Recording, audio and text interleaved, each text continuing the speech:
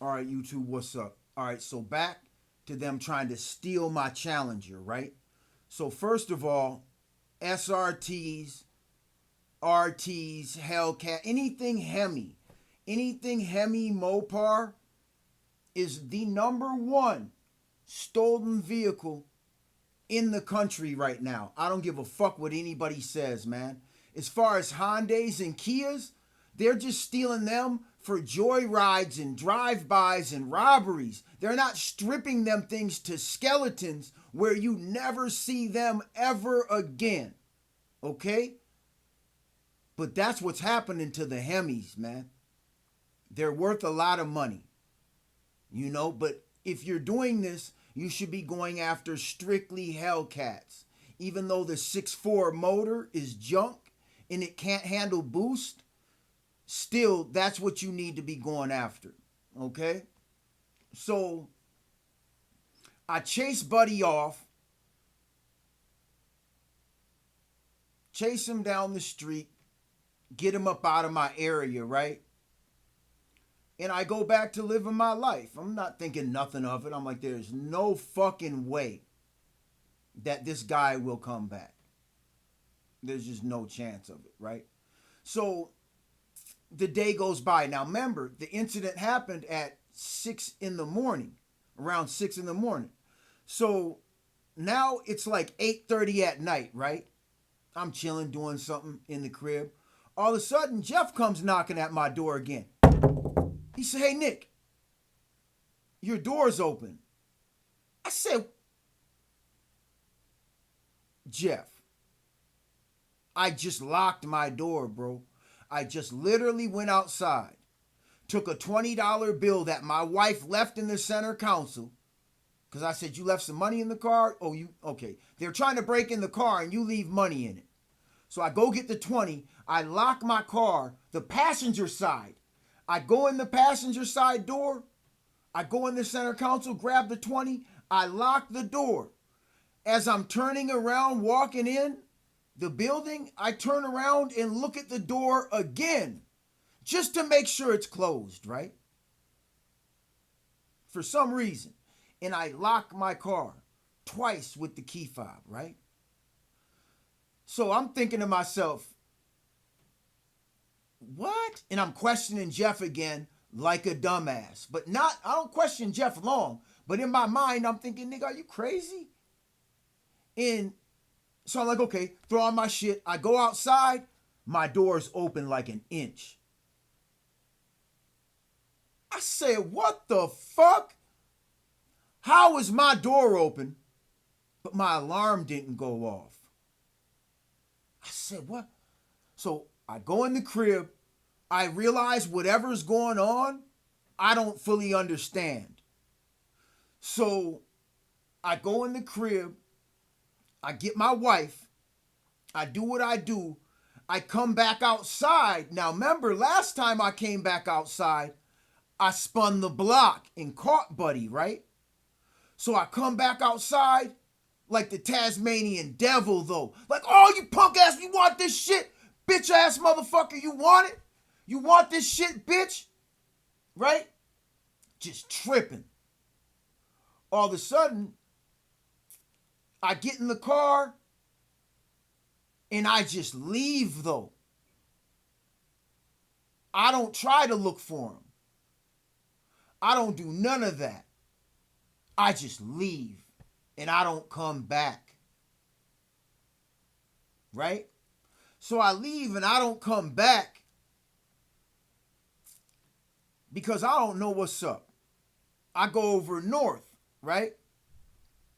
I go over north and stay at my sister's crib.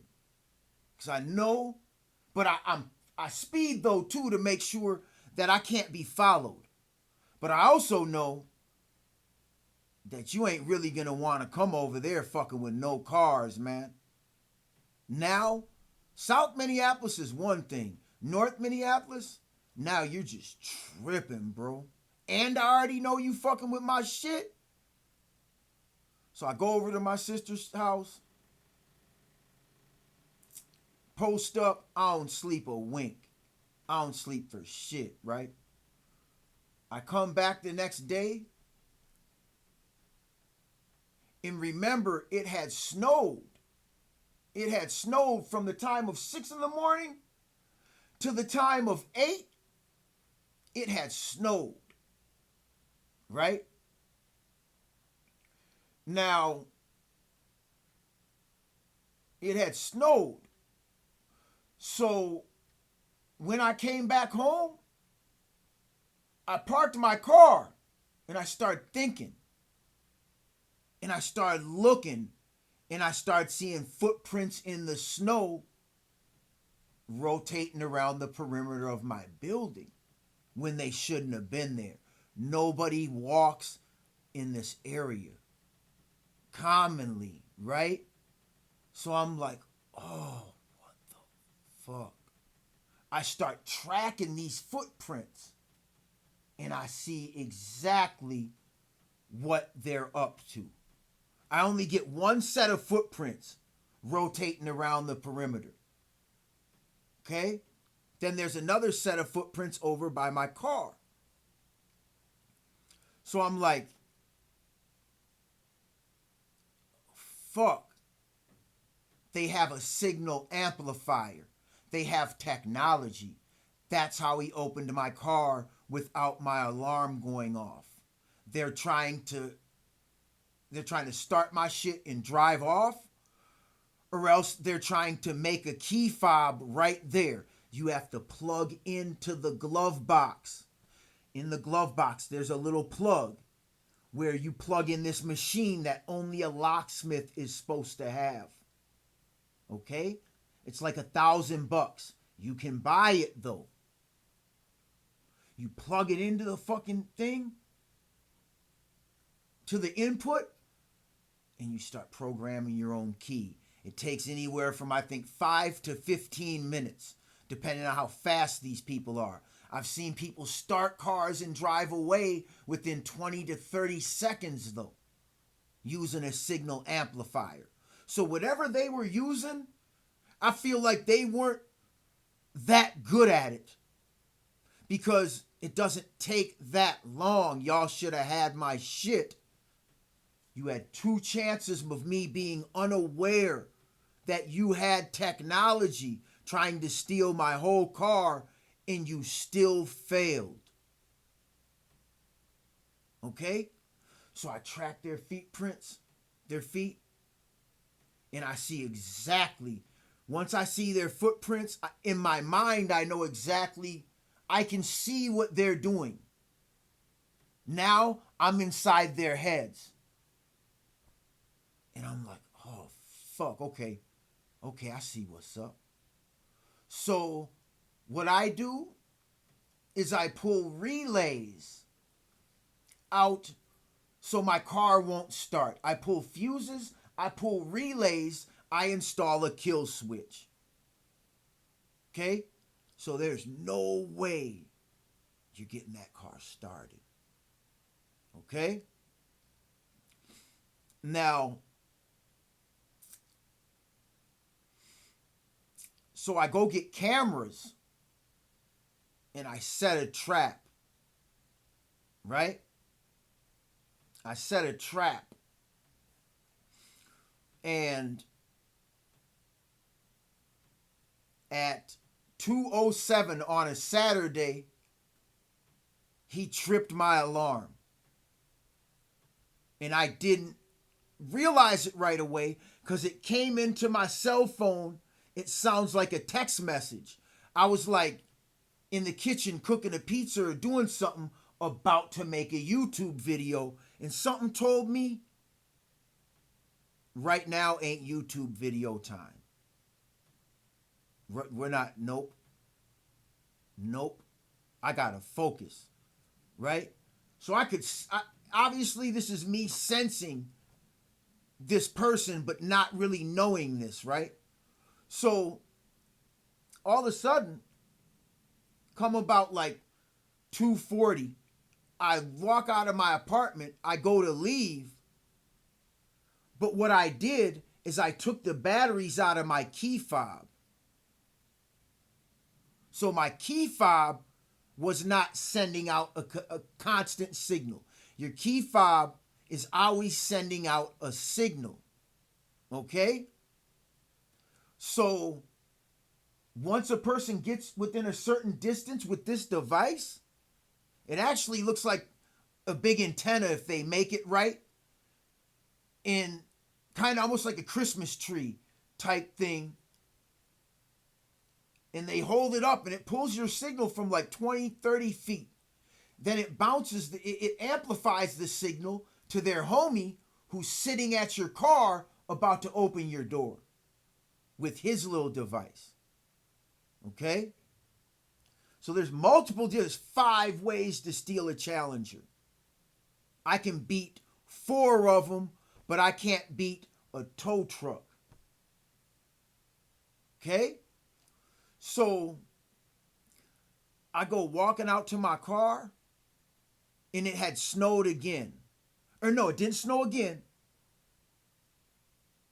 I don't think it snowed again, but the snow was still there, where if you disturbed it, you're leaving an imprint. It's common sense. It's science, right? It's very simple, right? So all of a sudden, I go to get in my car. I look down. I see footprints. Again. Different ones, though. But there's like a few different sets because I walked through the yard and shit like that looking around when I tracked them the first time. But these were fresh. Because even in snow, when there's footprints, when the snow melts, the footprint starts to fade in definition in shit like that, right? And the detail of it starts to fade. So these were fresh within like fresh hour, right? So I look at them, I'm like, what the fuck? I start following them. They walk right up to my fucking window. Right up to my camera. And I'm like, then they disappeared and I'm like, what the fuck? Where'd they go? What, he just jumped fucking 50 feet to the sidewalk? And then I looked in the dirt. He went from the snow, saw that the camera took a picture of him, froze, and his feet stood next to each other. Anytime you see feet and you're tracking them, they're always going to be like this, unless they stop. So this motherfucker stopped and was standing 5 to 10 feet away from me on the other side of my window. That's how close it came. Right? So, now mind you, I'm a convicted felon, okay? So, what I had was never a gun. Okay? It was worse, and it was within the law. Okay? But it was going to give him 0 chance of survival. 0. Okay? So,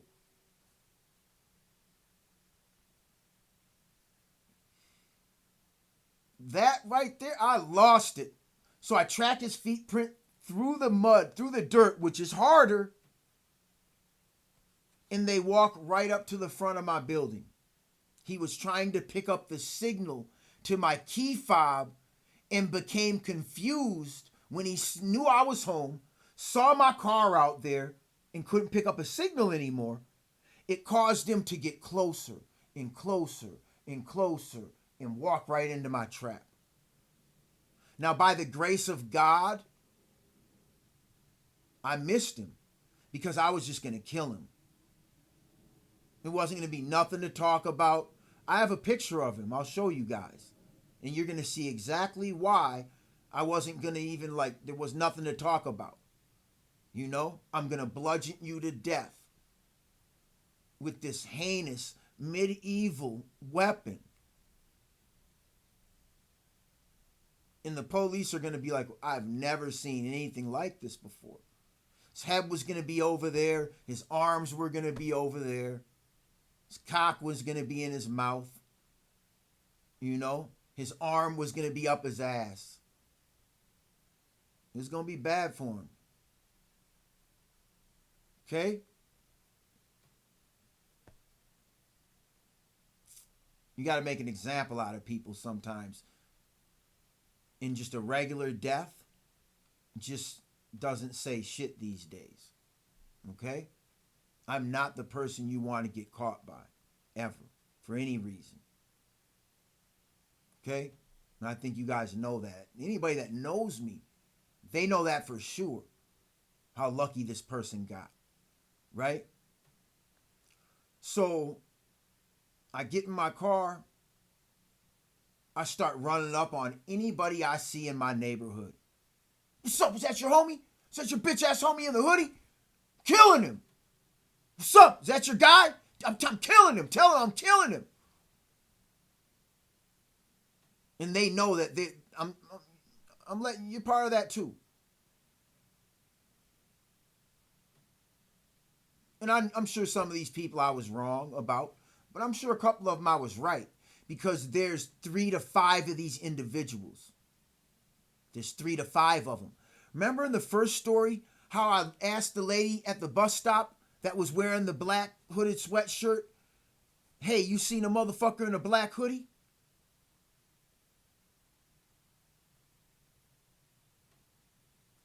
It might have been her. She was with them. She was definitely with that group. From that bus stop, you have a clear line of sight to the front and the side of my building. They were all around me the whole time. So when I confronted him the first time, he might have felt like he had the upper hand, but he didn't.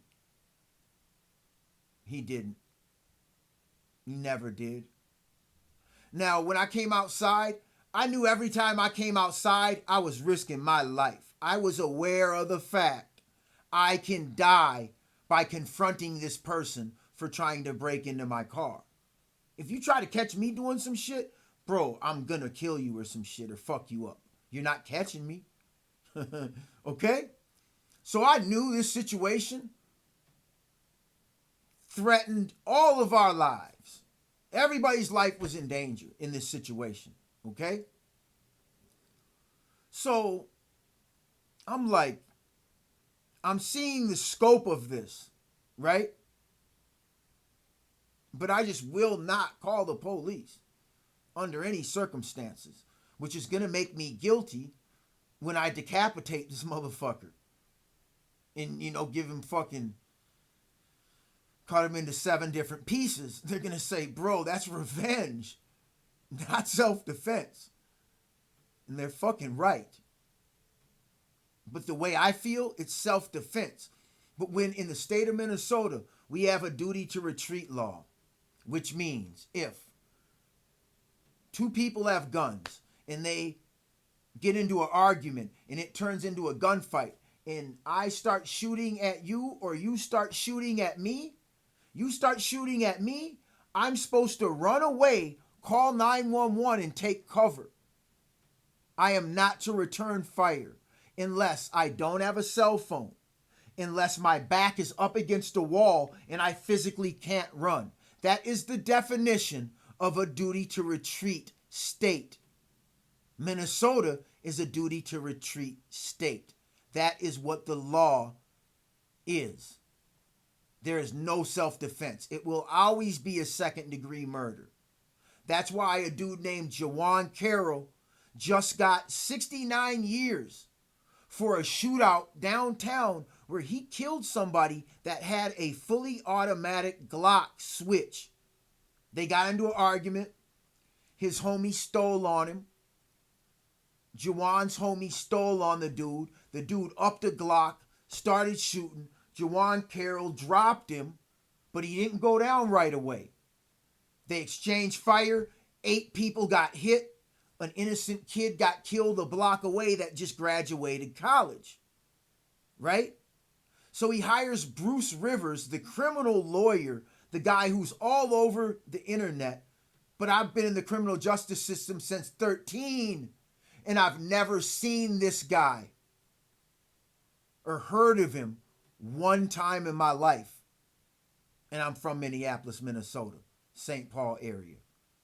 I've lived in St. Paul. I hate St. Paul. I don't even want to say it. But I've lived in St. Paul also. And I've never heard of this lawyer until I started seeing him on the internet. Then he represents this guy for a mass shooting. Gets him 69 fucking years when the dude that he dropped was shooting at him with the fully automatic. What that was, it was 2 second-degree murders. They should have been ran concurrent, and he should have done about like 15 years. Instead, he gets 69 for hiring Bruce Rivers. These fucking lawyers, you guys, are just ridiculous. The whole criminal justice system is just ridiculous. I'm not calling the police. Period. So I'm in this situation 100% by myself. My homies were like, you know what, crazy shit, we'll come sit with you, bro. I said, nah, man. Nope. Because if some shit happens, I can't live with y'all throwing your life away because of my flashy car. How does that benefit you guys? This is my problem. I chose to have something that people want. I chose to have things in life that people will kill you for. I got gunned down for my Rolex. I still have it because I fight for my shit. But it's not worth it. I have a titanium rod for my knee to my hip. It feels like it's burning inside of my femur. None of this shit is worth it. I got shot point blank with the 357 because I didn't want to cooperate in a robbery. I tried to cooperate. I just lost it. Halfway through the robbery, I snapped. Grabbed for the gun. We got to wrestling around. It discharged. I lost my grip. Got to run. He shot me from behind. And he just ran. Didn't even come for the watch after that. Just ran. I would have gave it to him. I don't see... It hurt so bad. Dude, I don't see myself giving up any resistance past then. Just get the fuck away. Here's the watch. I'm in so much pain. You got to take it off my wrist. Get the fuck away from me, man. And he just ran. You know? So, what I did, you guys, after beating them 4 times, I realized they only have to get lucky once. I put my car into storage. It's never going to be driven again. I can't take the risk of giving these guys a chance or anybody else to steal the #1 stolen car in America, the Dodge Challenger. And mine has a shaker. So I think that's another thing. The shaker kit's like $5,500. They strip these cars for parts in the Hemi, transmission, everything. You find them, they look like a skeleton, like it's 1970. Stripped fucking car wrecks in motherfuckers' backyards, fucking 8, 10 of them by the time they're discovered. Fuck, man. This is an epidemic, and I'm not finna be part of it. You're not finna make me a victim. Nope. And I start thinking about it like, fuck, man. I ain't never gotten none of my cars stolen, but it's came close too many times, man. I've always had to fight for my shit in the hood, man. Now that I think about it, it's always been some kind of weak attempt on my shit throughout the decades, man. Not all the time, but it's been consistent enough as to where I'm like, damn, I'm bringing some of this on myself by the assets I possess. So I'm just done with the bullshit. I went and bought a $1,600 Honda Accord. I don't fucking care. My pride is not hurt when I have to drive my Honda. My pride would have been hurt if my car would have got stolen. I never would have did another YouTube video again in life. You know? Because I would have just been hunting down random people that I think look like they may have stole my car, whacking them, throwing them in the back of a Ryder truck, and going and looking for another one. Who knows how many would have been in the back by the time they caught me. But it wouldn't have been no more YouTube videos. So that's how close my YouTube career came to ending. I'm not coming back on YouTube with a stolen Challenger, or without my Challenger and it got stolen. How do I do that video? I wouldn't have. You know, my car's half paid off. There's like 15 bands equity in that car. Niggas were like, oh, I just let him steal it. And are you fucking nuts? No. My credit went to shit. I can't necessarily go get any car I want right now. Now, my wife could get it for me, but I don't want, no, we're not doing that again. So they can steal my car again? Who the fuck does that? Anybody that says that shit, you're tripping. My homie Luck. Shout out to my boy Lucky. He's the one that got through to me. Because when I met Luck, his brother had been killed, had just got killed, fighting for his shit in St. Paul. Niggas ran up on him like deep. They was trying to get him for like his navigator and his jewelry and shit. And he just went out hard on him, man. And made him kill him. He said, fuck it, you're going to have to kill me. And they did. You know? So Luck was like crazy, like, my brother died from like that. Like, I'm like, fuck, bro. I remember because that was the story you told me when we met. I had a lowrider, a 1991 Cadillac Fleetwood Brougham that brought me these kind of problems, right? And we met each other over north on 8th and Morgan. He lived on like 8th and Penn. He said, hey, oh, you got one of them? He said, hey, come here, bro. He said, I got one too, bro. My shit's fucked up. I don't know how to fix it, man. I was like, bro, I can help you. He's like, listen, bro. He's like, listen, man, we got to trust each other around here, bro. We got to trust each other around here. It was like Death Valley around there at the time. It was like 2003, right? So he brought me in his crib and he showed me his little shrine of his brother who had just got murdered. And he was hurt. He was devastated. And when I talked to him recently, he brought me back to that moment. And that's what got through to me.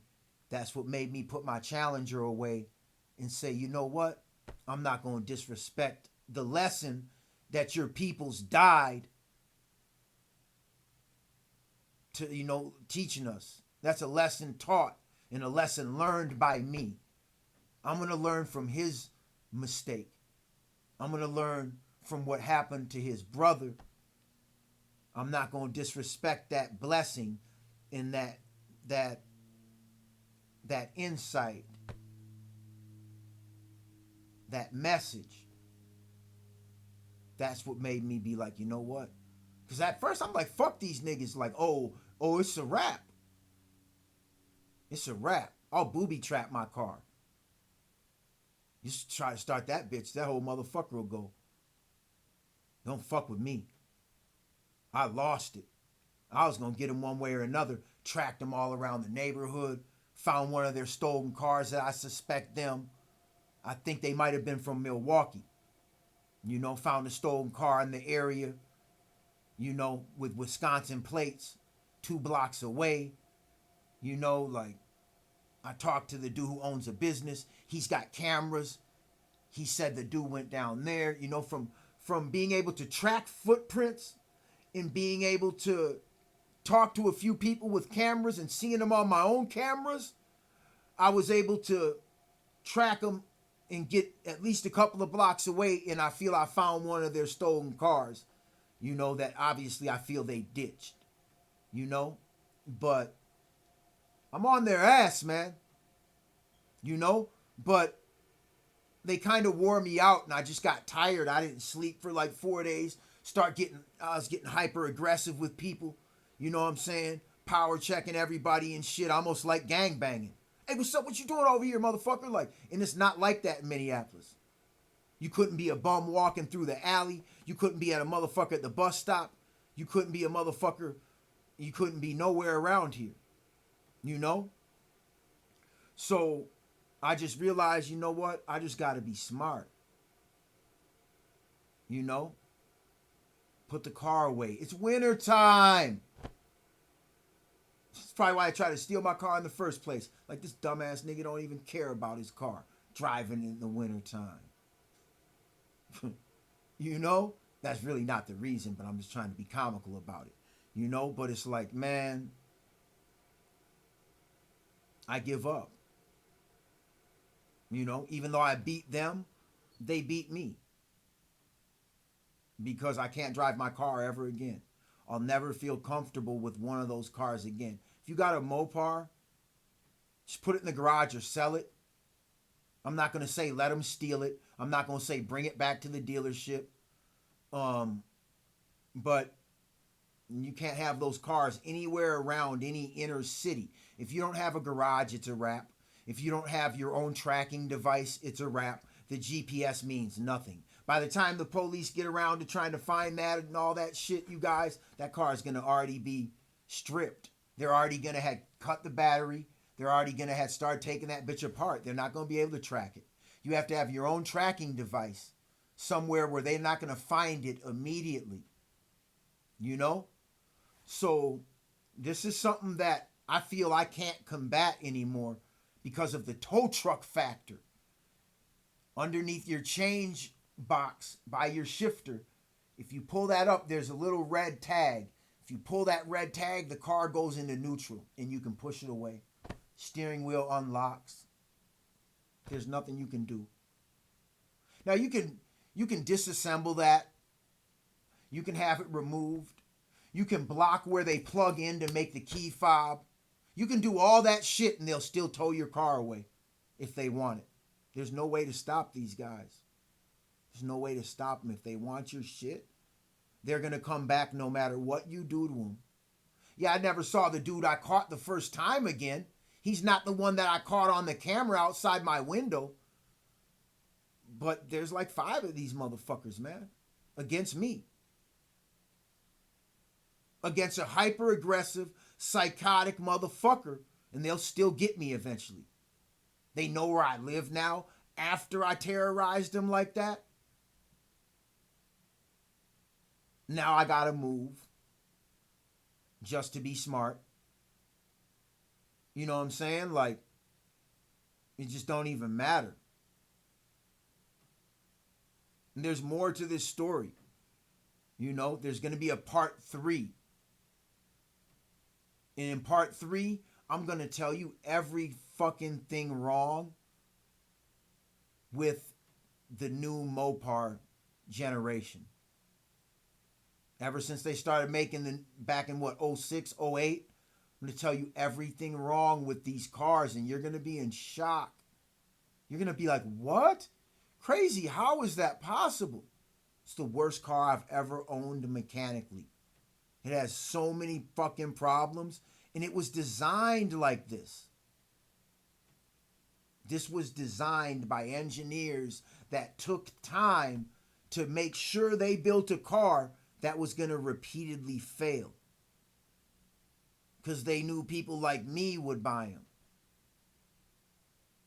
You know, they're preying on dumbass motherfuckers who don't do their homework and just buy the car because of the looks, because it's a trend, and because it's like the new hot shit to have.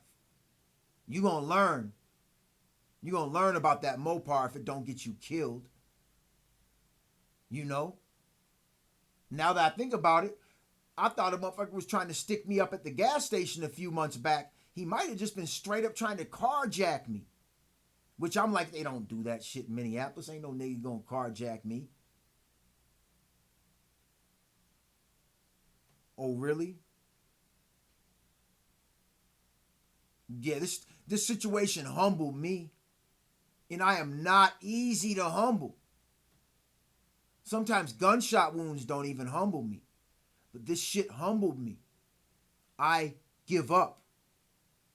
I beat you, but I'm gonna let you win. I'm not going to give you my car, though. But I understand that I can't win this situation. They only have to get lucky once. And I'm going to explain how they can get lucky. 5 different fucking ways, man. Next video, part 3.